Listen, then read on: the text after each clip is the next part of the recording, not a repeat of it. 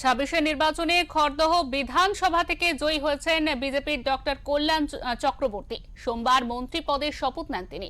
শপথ নিয়ে তিনি চলে আসেন খড়দহ রামকৃষ্ণ বালক আশ্রমে। এই বালক আশ্রমে স্কুল গণ্ডির পড়াশোনা করেছেন মন্ত্রী কল্যাণ চক্রবর্তী।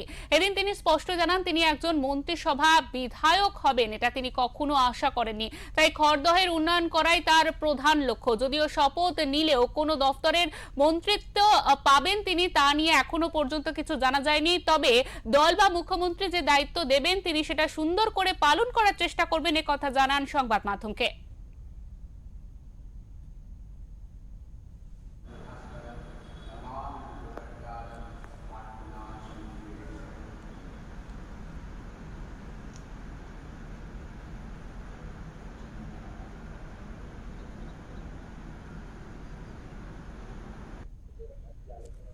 আমাদের মাননীয় মুখ্যমন্ত্রী তিনি এই বিষয়টা দেখছেন।